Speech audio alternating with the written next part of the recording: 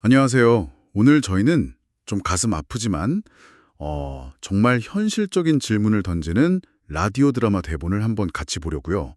제목이 아버지의 집, 늙은 아버지의 마지막 존엄인데요. 이게 평생 버스 기사로 헌신하신 77살 박종길 씨 이야기입니다.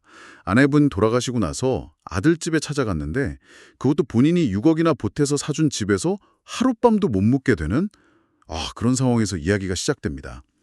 이 대본이 단순히 뭐 한 가족의 안타까운 사연 이걸 넘어서서요. 부모 부양 의무라던가 또 요즘 가족 관계가 많이 변했잖아요. 그런 변화 그리고 인간의 마지막 존엄성 문제까지 생각하게 만들더라고요. 특히 조건부 증여라는 법적인 쟁점이 나오는데 이게 개인의 삶이나 자존심에 어떤 영향을 미치는지 그 부분을 좀 주목해 봐야 할 것 같아요. 저희가 이 대본을 통해서 핵심적인 내용들을 좀 뽑아보고 그 의미를 같이 짚어보겠습니다. 네, 맞아요. 이 자료가 정말 여러 가지 생각할 거리를 던져주죠. 뭐랄까, 부모 자식 간의 그런 애증 관계라던가, 또 현대사회에서 가족이라는 이름이 갖는 무게, 그리고 희생과 존엄성 사이에서 아슬아슬하게 줄타게 하는 그런 모습들을 보여줍니다. 특히 말씀하신 그 조건부 증여 있잖아요. 이게 법적으로 어떻게 작동하는 건지, 그리고 그게 과연 뭐 관계의 근본적인 해결책이 될 수 있을까? 이런 것들을 한번 같이 파헤쳐 보죠.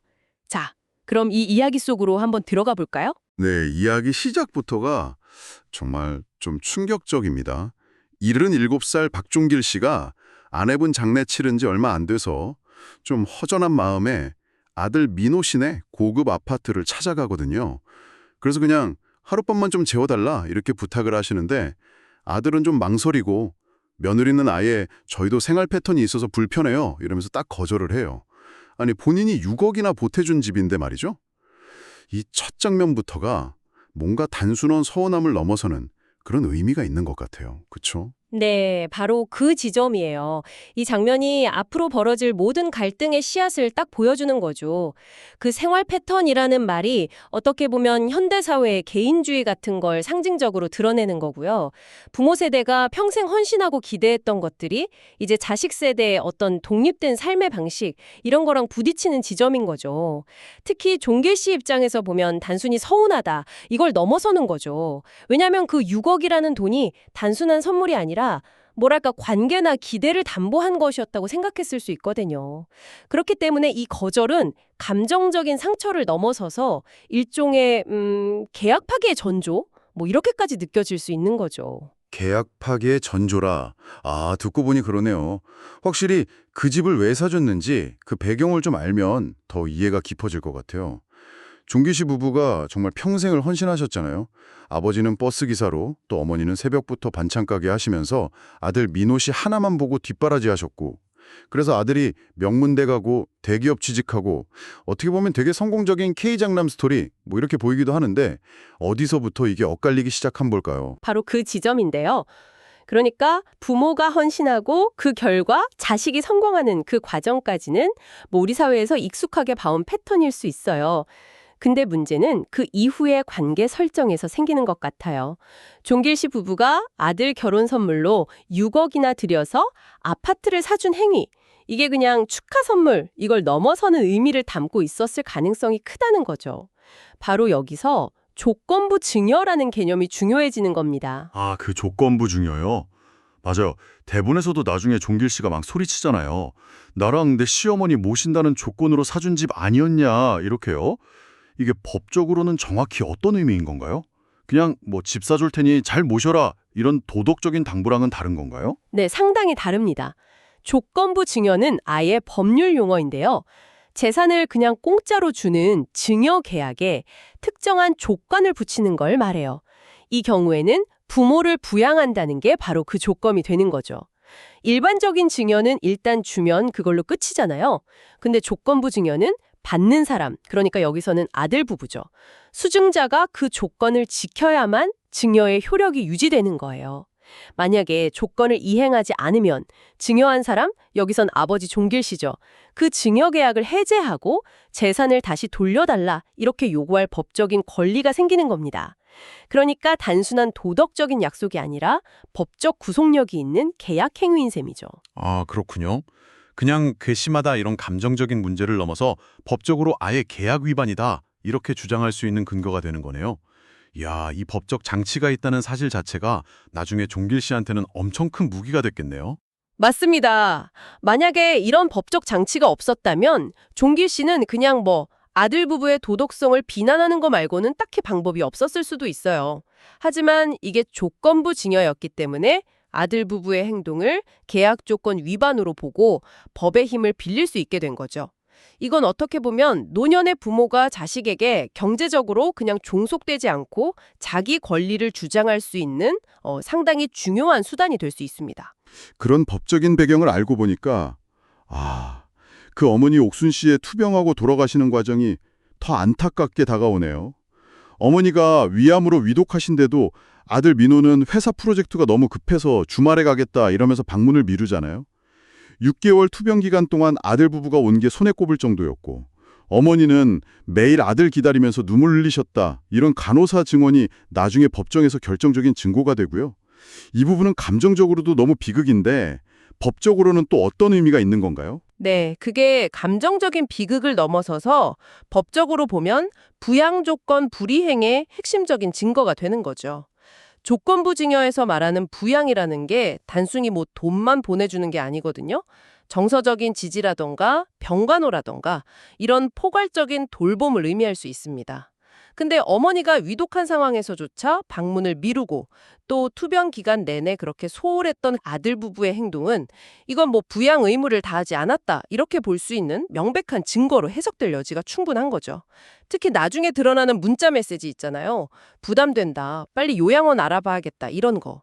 이거는 부양 의무를 알고 있었으면서도 이걸 피하려고 했다는 직접적인 증거가 되니까 종길 씨 시장에 아주 큰 힘을 실어주게 된 거죠. 결국 어머니는 아들한테 따뜻한 밥 한 번 못 해주고 남편한테 민호 잘 부탁한다는 말만 남기고 세상을 떠나시잖아요.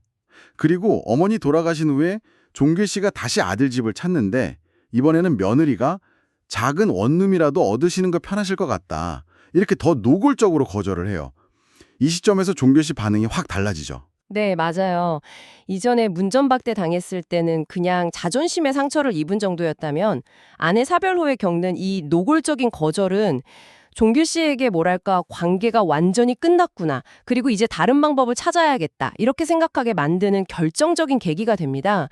여기서 이제 더 이상 감정적으로 호소하거나 도의적으로 설득하는 게 안 통한다는 걸 깨닫는 거죠.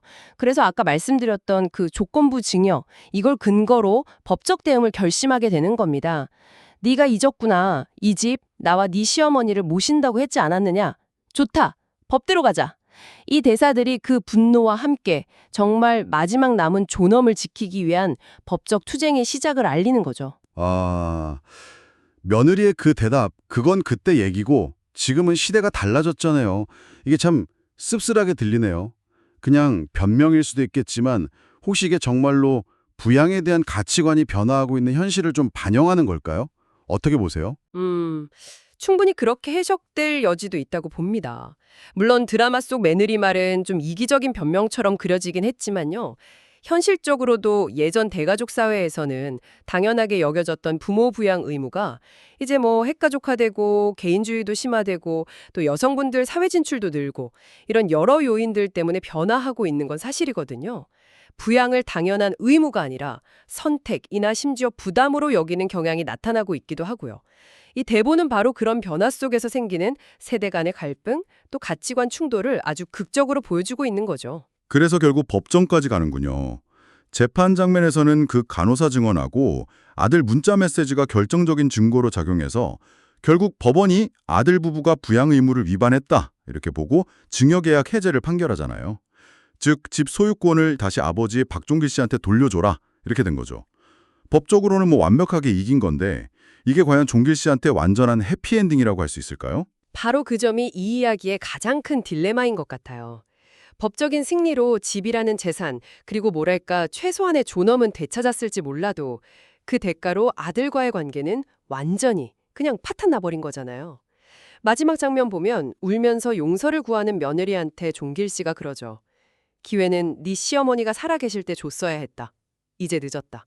아들이 고개 숙이고 아버지 정말 조종합니다. 이래도 부모는 평생 자식을 위해 희생했지만 자식이 부모를 짐으로 여기는 순간 그건 가족이 아니더구나. 이렇게 답하거든요. 이게 그가 법정 싸움을 통해서 얻은 것, 그리고 동시에 잃어버린 것을 명확하게 보여주는 대목이죠. 네. 법으로 집은 찾았지만 가족 관계는 그냥 산산조각에 나버린 셈이네요. 그거 얻은 존엄하고 잃어버린 가족 사이에서 뭐가 더 중요하다고 말하기는 참 어려울 것 같습니다. 근데 종길 씨 스스로 최소한의 존엄은 지켜냈다고 말하는 부분은 좀 인상적이긴 해요. 무조건 희생하고 용서하는 것만이 답이 아니라 때로는 자기 권리를 주장하고 선을 긋는 게 한 인간으로서 또 부모로서 존엄을 지키는 마지막 방법일 수도 있다. 뭐 이런 메시지 같기도 하고요. 네, 그렇습니다. 이 이야기는 법이라는 제도가 때로는 감정적인 문제나 이미 파탄난 관계 속에서 최소한의 정의랄까? 아니면 개인의 존엄이랄까? 이런 걸 지켜주는 마지막 보루가 될 수도 있다는 걸 보여줘요. 하지만 동시에 법적인 해결이 모든 상처를 다 치유하거나 망가진 관계를 복원해주지는 못한다는 그런 한계도 명확히 드러내죠. 법은 객관적인 사실이나 계약 이행 여부 이런 걸 판단할 뿐이지 그 과정에서 깊어진 감정의 골이나 깨져버린 신뢰까지 회복시켜주지는 못하거든요. 종교시설에는 법적 권리를 행사하는 게 가져다주는 것과 또 잃게 만드는 것 사이에 복잡한 균형점 이런 걸 생각하게 만들죠. 특히 그 조건부 증여라는 법적 장치가 참 흥미롭습니다. 부모 세대가 자식한테 큰 경제적 지원을 하면서 동시에 노후 부양에 대한 기대를 갖는 경우가 현실에도 꽤 많을 텐데 이런 법적 장치가 있다는 걸 아는 것만으로도 어쩌면 관계 설정에 좀 다른 영향을 줄 수도 있겠다. 뭐 이런 생각도 드네요. 물론입니다. 이 제도는 자칫하면 그냥 일방적인 희생으로 끝날 수도 있는 부모 세대의 노후에 대해서 최소한의 어떤 안전장치 역할을 할 수 있다고 봐요.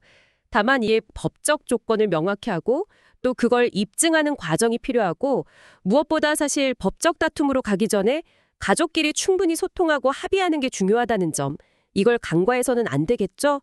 법은 어디까지나 최후의 수단일 뿐이지 건강한 가족관계 자체를 대체할 수는 없으니까요. 네, 오늘 저희는 라디오 드라마 대본 아버지의 집을 통해서 부모 부양 문제, 또 변화하는 가족관계, 노년의 존엄성, 그리고 조건부 증여라는 법적 쟁점까지 한번 다각도로 살펴봤습니다. 법적으로 집을 되찾은 박종길 씨는 스스로 최소한의 존엄은 지켰다고 말하지만 아들과의 관계는 돌이킬 수 없는 강을 건넌 것 같습니다. 네, 이 이야기가 우리 사회가 지금 직면하고 있는 고령화 문제하고 맞물려서 부양의 책임, 그리고 노인의 존엄이라는 참 무거운 질문을 던지는 것 같아요. 법적인 해결이라는 게 과연 개인의 삶이나 관계에 어떤 궁극적인 의미를 가질 수 있을지, 그리고 또 변화하는 시대에 맞는 새로운 가족관계는 어떤 모습이어야 할지 이런 것들을 좀 깊이 고민하게 만듭니다. 드라마 마지막 내레이션처럼요. 이 이야기를 들으신 여러분께도 한번 여쭤보고 싶습니다. 모든 것을 잃을 각오로 법정 다툼까지 벌여서 집을 되찾고 결국 아들과의 관계 파탄을 감수한 77살 아버지 박종길 씨의 선택. 여러분은 어떻게 생각하시나요? 이 이야기가 던진 여러 질문들을 각자의 삶이나 관계에 비추어서 한 번쯤 곱씹어보는 시간을 가져보시는 것도 좋겠습니다.